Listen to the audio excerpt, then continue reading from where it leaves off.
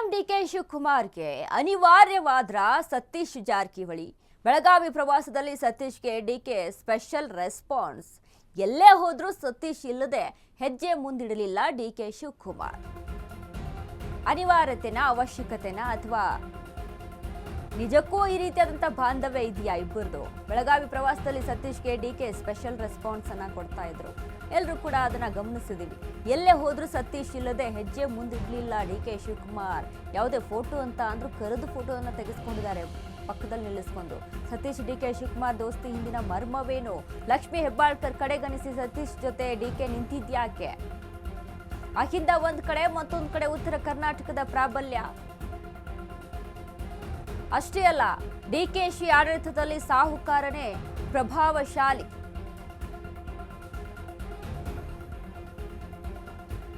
ರಾಜಕಾರಣದಲ್ಲಿ ಅನಿವಾರ್ಯತೆ ಅವಶ್ಯಕತೆಗಳು ಎಲ್ಲವನ್ನ ಕೂಡ ಅಳೆದು ತೂಗಿ ಲೆಕ್ಕಾಚಾರ ಮಾಡಿ ನೋಡಿದಾಗ ಫೈನಲ್ ಆಗಿ ಯಾವ ಕ್ಷೇತ್ರದಲ್ಲಿ ನಾವು ಎಷ್ಟು ಗೆಲ್ತೀವಿ, ಅದಕ್ಕೆ ನಾವು ಏನು ಮಾಡಬೇಕು ಅನ್ನೋದೇ ಇಲ್ಲಿ ಇಂಪಾರ್ಟೆಂಟ್ ಆಗಿರುತ್ತೆ.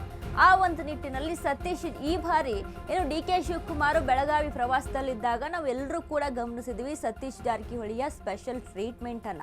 ಸತೀಶ್ ಜಾರಕಿಹೊಳಿ ಅಂತ ಅಂದ್ರೆ ಏನು? ಸಿದ್ದರಾಮಯ್ಯ ಆಪ್ತರು ಅಂತ ಬಂದಾಗ ಸತೀಶ್ ಜಾರಕಿಹೊಳಿ ಕೂಡ ಅಲ್ಲಿ ಮೊದಲನೆಯ ಸ್ಥಾನದಲ್ಲಿ ಇರ್ತಾರೆ. ಅಂತ ಒಂದು ಬಾಂಧವ್ಯ ಸಿದ್ದರಾಮಯ್ಯ ಜೊತೆ ಇಟ್ಕೊಂಡಂತ ಸತೀಶ್ ಜಾರಕಿಹೊಳಿ. ಬಟ್ ಇದೀಗ ಕಾಂಗ್ರೆಸ್ ಅಧಿಕಾರದಲ್ಲಿರಲು ಜೊತೆಗೆ ಉತ್ತರ ಕರ್ನಾಟಕದ ಬೆಂಬಲವೂ ಬೇಕು ಅಂತಾನ? ಯಾವ ಕಾರಣಕ್ಕೆ ದೋಸ್ತಿ? ಉತ್ತರದಲ್ಲಿ ಪ್ರಭಾವ ವಿಸ್ತರಿಸಲು ಡಿಕೆಶಿಗೆ ಬೇಕು ಸತೀಶ್. ಎಸ್, ಹೌದು, ಸತೀಶ್ ಜಾರಕಿಹೊಳಿ ಉತ್ತರ ಕರ್ನಾಟಕದ ಭಾಗದ ಪ್ರಭಾವಿ ರಾಜಕಾರಣಿ. ರಾಜ್ಯದ ದೊಡ್ಡ ಜಿಲ್ಲೆ ಬೆಳಗಾವಿ ಸಾಹುಕಾರ್ ಹಿಡಿತದಲ್ಲಿದೆ. ಮುನಿಸು ಮರೆತು ದೋಸ್ತಿ ಮಾಡಿಕೊಂಡ ಸತೀಶ್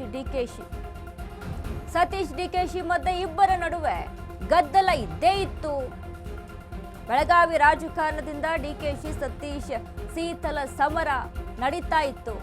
ಶಾಸಕಿ ಲಕ್ಷ್ಮೀ ಹೆಬ್ಬಾಳ್ಕರ್ ಡಿಕೆ ಶಿವಕುಮಾರ್ಗೆ ಆಪ್ತರು. ಡಿಕೆಶಿ ಹಸ್ತಕ್ಷೇಪವನ್ನ ವಿರೋಧಿಸುತ್ತಿದ್ದಂತ ಸತೀಶ್ ಜಾರಕಿಹೊಳಿ, ಸಿದ್ದರಾಮಯ್ಯ ಆಪ್ತ ವಲಯದಲ್ಲಿ ಗುರುತಿಸಿಕೊಂಡಿದ್ದ ಸತೀಶ್ ವೈಮನಸ್ಸಿಗೆ ತುಪ್ಪ ಸುರಿದು ಬೆಳಗಾವಿ PLD ಬ್ಯಾಂಕ್ ಚುನಾವಣೆ. ಹೆಬ್ಬಾಳ್ಕರ್ ಕೈ ಮೇಲಾಗುವಂತೆ ನೋಡಿಕೊಂಡಿದ್ದ ಡಿಕೆಶಿ, ನಮ್ಮ ಜಿಲ್ಲೆಗೆ ಡಿಕೆಶಿ ಹಸ್ತಕ್ಷೇಪ ಮಾಡುವುದನ್ನ ಸಹಿಸುವುದಿಲ್ಲ ಅಂತ ನೇರವಾಗಿ ಎಚ್ಚರಿಕೆಯನ್ನ ನೀಡಿದ್ದ ಸತೀಶ್ ಜಾರಕಿಹೊಳಿ. ಆದ್ರೆ ಏಕಾಏಕಿ ಡಿಕೆಶಿ ಟೀಮ್ಗೆ ಜಂಪ್ ಆದ ಸಾಹುಕಾರ್.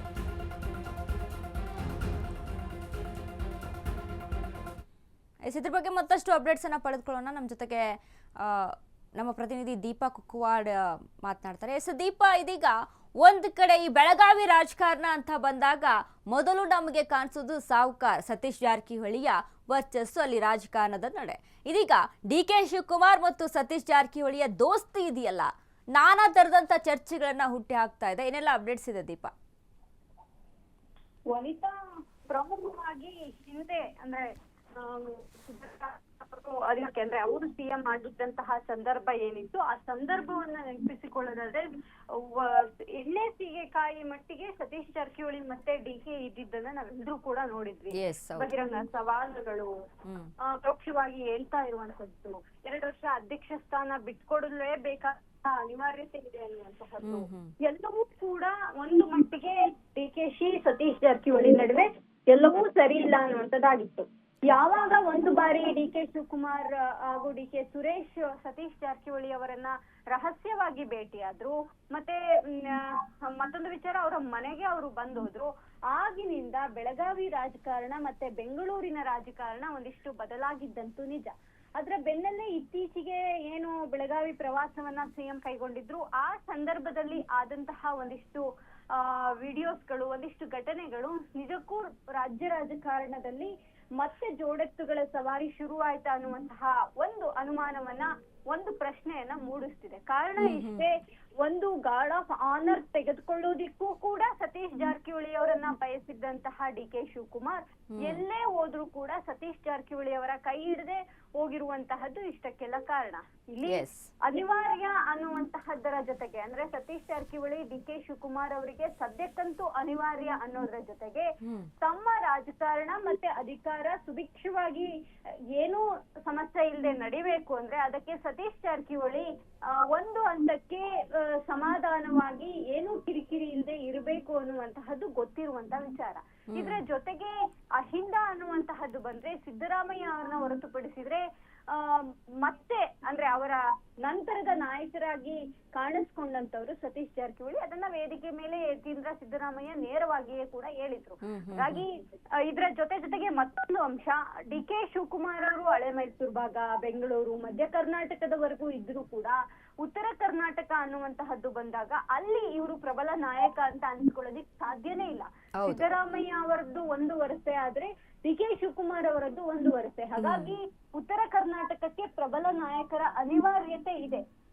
ಆ ನಿಟ್ಟಿನಲ್ಲಿ ಸತೀಶ್ ಜಾರಕಿಹೊಳಿ ಅವರು ನಿಲ್ತಾರೆ ಅನ್ನೋದಕ್ಕೆ ಅನೇಕ ಉದಾಹರಣೆಗಳಿದೆ. ಇತ್ತೀಚಿನ ಉದಾಹರಣೆಗಳು ಅಂದ್ರು ಬಾಗಲಕೋಟೆ ಉಪಚುನಾವಣೆ. ಹಾಗಾಗಿ ಸಹಜವಾಗಿ ಈಗ ಸತೀಶ್ ಜಾರಕಿಹೊಳಿ ಅವರು ಇದ್ರೆ ಮಾತ್ರ ಎಲ್ಲವೂ ಸರಿ ಇರುತ್ತೆ ಅನ್ನುವಂತಹದ್ದು ಡಿ ಕೆ ಶಿವಕುಮಾರ್ ಅವರ ಲೆಕ್ಕಾಚಾರ. ಹಾಗಾಗಿಯೇ ಒಂದಿಷ್ಟು ಬೆಳಗಾವಿಯ ಜೊತೆ ಓಡಾಡಿದ್ದು, ಅವ್ರ ಇಲ್ದೆ ಒಂದ್ ಹೆಜ್ಜೆನೂ ಮುಂದೆ ಇಡದೆ ಡಿ ಕೆ ಶಿವಕುಮಾರ್ ನಿಂತಿದ್ದು ಎಲ್ಲವೂ ಕೂಡ ಇದರ ಮುಂದುವರೆದ ಭಾಗ ಅಂದ್ರೆ ತಪ್ಪಾಗಲ್ಲ ವನಿತಾ. ಎಸ್, ಥ್ಯಾಂಕ್ ಯು ದೀಪಾ ನಿಮ್ಮೆಲ್ಲ ಅಪ್ಡೇಟ್ಸ್ಗೆ.